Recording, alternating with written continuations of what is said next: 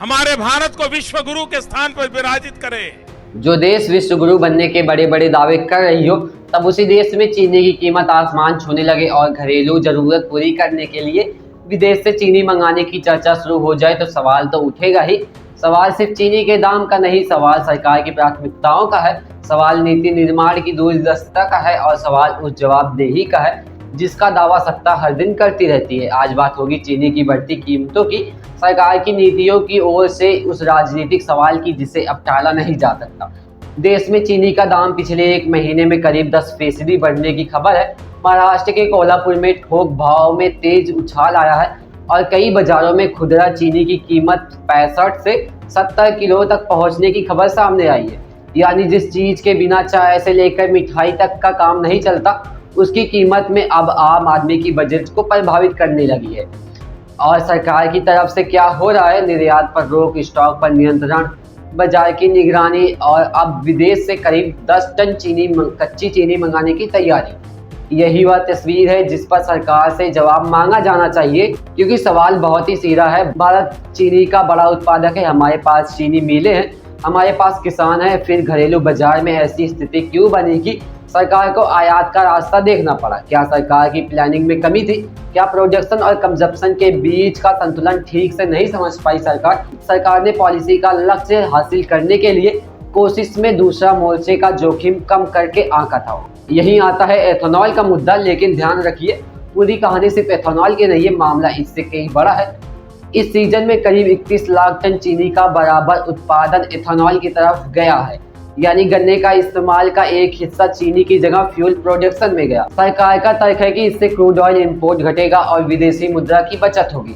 ठीक है, लेकिन राजनीति और अर्थव्यवस्था में सवाल सिर्फ यह नहीं होता कि सरकार ने क्या हासिल किया, सवाल यह होता है कि उस उपलब्धि की कीमत किसने चुकाई। अगर एक तरफ फ्यूल सिक्योरिटी मजबूत की जा रही है और दूसरी तरफ फूड सप्लाई पर दबाव बढ़ता है, तो सरकार को दोनों पक्षों का हिसाब जनता के सामने रखना होगा।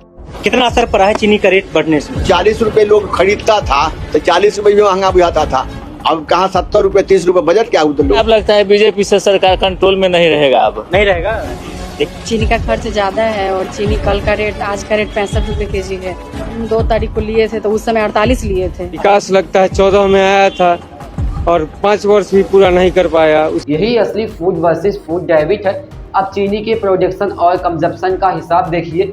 2025 से 2026 सीजन में कुल शुगर प्रोडक्शन करीब 3.11 करोड़ टन रहने की अनुमान है, लेकिन एथेनॉल की तरफ डाइवर्सन के बाद नेट शुगर प्रोडक्शन करीब 2.8 करोड़ टन के आसपास रहने का अनुमान है। देश की सालाना खपत करीब 2.83 करोड़ टन बताई जा रही है। इसके अलावा एक्सपोर्ट भी हुआ, यानी सप्लाई का मार्जिन पहले ही बहुत बड़ा नहीं था। फिर पुराने स्टॉक से जरूरत पूरी की गई, लेकिन क्राई ओवर स्टॉक भी कम हुआ। सितंबर 2026 तक करीब 43 लाख टन स्टॉक बचाने का अनुमान था, लेकिन एक साल पहले यह करीब 53 लाख टन हुआ करता था, यानी करीब 10 लाख टन का फर्क है। अब फेस्टिवल सीजन भी आ रहा है, गणेश चतुर्थी, दशहरा, दिवाली, मिठाइयों की मांग बढ़ेगी, कंजप्शन का उद्योग बढ़ेगा, बिस्किट कंपनियों की मांग बढ़ेगी, घरों की मांग बढ़ेगी और उसी वक्त सप्लाई चेन कमजोर हो रहा है। तो सवाल यह है, सरकार ने पहले क्या तैयारी की थी? क्योंकि सरकार सिर्फ संकट आने के बाद फायर फाइटिंग करने के लिए नहीं होती। सरकार का काम संकट आने पर पहले उसका अनुमान लगाना होता है। अगर आज स्टॉक लिमिट्स लगानी पड़ रही है, एक्सपोर्ट्स को रोकना पड़ रहा है और इंपोर्ट्स की जरूरत पड़ रही है, तो जनता यह पूछने के लिए स्वतंत्र है कि सरकार प्लानिंग आखिर किस मोर्चे पर की थी। और यही विपक्ष को भी मौका मिलता है। अरविंद केजरीवाल सरकार पर सवाल उठाते हैं। दोस्तों, ऐसे लगता है जैसे मोदी सरकार बिल्कुल अनपढ़ लोगों की सरकार है। उन्हें यही नहीं पता कि क्या निर्णय ले रहे हैं और इस निर्णय का क्या असर होगा। इन्होंने गन्ने की खेती को इथेनॉल बनाने के लिए डाइवर्ट किया और इथेनॉल को पेट्रोल में मिलाना चालू कर दिया। बोले इससे पेट्रोल बचेगा, और पेट्रोल बचेगा तो फॉरेन एक्सचेंज बचेगी, विदेशी मुद्रा बचेगी, जो हम विदेशों से तेल आयात करने के लिए खर्च करते हैं। अब जब गन्ने की खेती को इन्होंने इथेनॉल बनाने के लिए डाइवर्ट किया तो गन्ने की कमी हो गई, चीनी की कमी हो गई देश में। और अब चीनी पिछले 17 दिन में 20 रुपए प्रति किलो चीनी के दाम बढ़ गए, क्योंकि चीनी की देश भर में बहुत किल्लत हो गई है।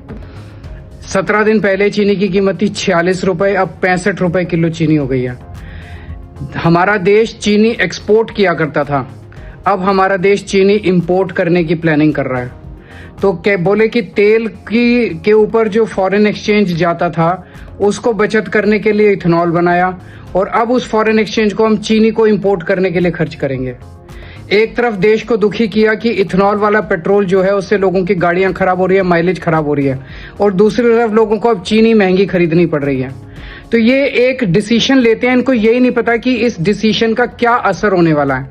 जब इन्होंने शुगर केन को, गन्ने को इथेनॉल प्रोडक्शन के लिए डाइवर्ट किया तो इनको सोचना चाहिए था ना भाई, इतना गन्ना इथेनॉल के लिए जाएगा तो चीनी कहाँ से बनेगी, चीनी कहाँ से आएगी। तो समझ नहीं आता कि मोदी सरकार में सारे के सारे ऊपर से नीचे तक सारे अनपढ़ हैं क्या। कांग्रेस सरकार को घेरती है, विपक्ष इस मुद्दे को राजनीतिक हथियार बनाएगा, यह भी स्वाभाविक है, लेकिन इससे एक बात नहीं बदलती, सत्ता को जवाब देना ही पड़ेगा। क्योंकि जिस पॉलिसी का राजनीतिक क्रेडिट प्रधानमंत्री नरेंद्र मोदी और उनकी सरकार लेती है, उसी पॉलिसी अंडरस्टैंड सीक्वेंस पर भी सरकार को जवाब देना होगा। E20 को उपलब्ध बनाना सरकार का अधिकार है, लेकिन E20 के साथ जुड़े इकोनॉमिक ट्रेड ऑफ सवाल भी उठाना जनता का अधिकार है। और यह सवाल प्रधानमंत्री नरेंद्र मोदी से सीधा है, क्या आपकी सरकार ने एनर्जी पॉलिसी बनाते समय फूड इन्फ्लेशन का पर्याप्त आकलन नहीं किया था? क्या शुगर सप्लाई का लॉन्ग टर्म पोजीशन तैयार नहीं था? क्या फेस्टिवल डिमांड को ध्यान में नहीं रखा गया था? क्या एथेनॉल फीड स्टॉक के लिए गन्ने के इस्तेमाल का फूड मार्केट पर असर क्वालिफाई किया गया था? अगर किया गया था तो आज ऐसी स्थिति क्यों बन रही है, और अगर नहीं किया गया था तो इतनी बड़ी नीति का इम्पैक्ट असाइनमेंट किस आधार पर होगा? यह सवाल अमित शाह से समेत सरकार के कई नेतृत्व से पूछा जाना चाहिए। सरकार की नीतियों का श्रेय सामूहिक रूप से लिया जाता है कि तो उससे जवाबदेही भी सामूहिक होना चाहिए। अब सरकार यह कह सकती है कि शुगर प्राइस के पीछे एथेनॉल जिम्मेदार नहीं है। बिल्कुल, मौसम का भी असर हो सकता है, प्रोडक्शन का भी असर हो सकता है, सप्लाई मैनेजमेंट भी हो सकता है, एक्सपोर्ट पॉलिसी भी हो सकती है, इंटरनेशनल प्राइसेस भी हो सकते हैं। लेकिन फिर सरकार को पूरा हिसाब जनता के सामने रखना चाहिए, किस कारण कितना योगदान है, या पारदर्शिता है, या भी जवाबदेही है। और यहाँ वह जगह है जहाँ राजनीतिक भाषण और आर्थिक नीति के बीच का फर्क सामने आता है। क्योंकि चुनाव मंच से कहा जा सकता है देश आत्मनिर्भर हो रहा है, लेकिन बाजार में सवाल अलग होता है, चीनी महंगी क्यों हो रही है। सरकार कह सकती है एथेनॉल से विदेश मुद्रा बचेगी, जनता पूछ सकती है क्या उस बचत का लाभ मेरी जेब तक कब आएगा। सरकार कह सकती है किसानों को नया बाजार मिलेगा, जनता पूछ सकती है, लेकिन उपभोक्ताओं के लाख खाद की कीमत जोखिम कौन उठाएगा। यही लोकतंत्र है, सरकार से सवाल करना सरकार का विरोध नहीं, सरकार से हिसाब मांगना जनता का अधिकार है। और अब बात सिर्फ चीनी तक सीमित नहीं रहनी चाहिए। अगर आने वाले समय में एथेनॉल के लिए मक्का और चावल का इस्तेमाल और बढ़ता है तो फूड वर्सेस फूड डेबिट और गंभीर हो सकती है। मक्का पोल्ट्री और एनिमल्स फीड में जाता है, चावल सीधे खाद्य सुरक्षा में जाता है। इसलिए आज चीनी का सवाल एक वार्निंग सिग्नल की तरह इन्हें देखना चाहिए। सरकार को यह तय करना होगा कि एनर्जी ट्रांजैक्शन की कीमत फूड इन्फ्लेशन के रूप में जनता से ना वसूला जाए, क्योंकि देश की अर्थव्यवस्था सिर्फ स्टॉक मार्केट के आंकड़ों से नहीं चलती। देश उस घर से चलती है जहां महीनों का राशन खरीदा जाता है, और वहां सवाल बहुत ही सीधा होता है, चीनी कितने की है, दूध कितने का है, तेल कितने का है, सब्जी कितनी महंगी है। इसीलिए सरकार को अपनी सफलता का पैमाना सिर्फ ब्लॉडिंग परसेंटेज नहीं रखना चाहिए, महंगाई कितनी नियंत्रण में है यह बताना भी होगा। क्योंकि जनता को सरकारी प्रेजेंटेशन नहीं चाहिए, उसे राहत चाहिए। जनता को उपलब्धियों की हेडलाइन चाहिए, उसे अपनी जवाबदेही चाहिए। चीनी के दाम में बढ़ोतरी होने से आम लोग काफी प्रभावित होंगे सर। चीनी के रेट बढ़ने से आम लोग काफी प्रभावित होंगे। ऐसे भी चीनी लोग कम खा रहे हैं, लोग सबको तो आजकल बीमारी हो गया, मिठाई उठाई कम खाते हैं।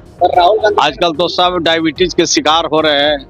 तो मैं समझता हूँ कि चीनी के दाम के बढ़ोतरी से कोई फर्क पड़ने वाला नहीं। चंदा चोरी के मामले में और यही मोदी सरकार के सामने आज सबसे बड़ा राजनीतिक सवाल है, क्या सरकार ने देश की ऊर्जा जरूरत और देश के खाद्य जरूरत के बीच संतुलन कायम किया है, या एक लक्ष्य को हासिल करने के दौड़ में दूसरे मोर्चे को जोखिम में डाल दिया। अगर सरकार के पास जवाब है तो आंकड़ों के साथ सामने आए, अगर पॉलिसी सही है तो उसका हिसाब रखे, और गलती हुई है तो स्वीकार करे। लेकिन सवालों की विपक्ष की राजनीति कहकर खारिज कर देना समाधान नहीं है, क्योंकि महंगाई किसी पार्टी का झंडा देखकर उसके घर में नहीं आती। महंगाई चीनी, बीजेपी, कांग्रेस दोनों के समर्थकों के चाय में पड़ती है। बिल हर परिवार देता है, इसलिए आखिर सवाल भी हर परिवार को पूछना चाहिए। गन्ना हमारा है, किसान भी हमारे हैं, मेल भी हमारी है, चीन उत्पादन भी क्षमता हमारी है, फिर घरेलू जरूरत के वक्त आयात की नौबत क्यों आ रही है? क्या यह सिर्फ बाजार की मजबूरी है? क्या यह उत्पादक की कमी है? क्या यह सरकार की सप्लाई मैनेजमेंट की चूक है? यह कई नीतियों के मिले जुले असर का परिमाण है। जवाब तो सरकार को देना होगा, क्योंकि लोकतंत्र में जनता सिर्फ वोट नहीं देती, जनता हिसाब भी मांगती है। वीडियो को लेकर आपकी क्या राय है हमें कमेंट में जरूर बताइए। मिलते हैं इस वीडियो में, तब तक के लिए धन्यवाद।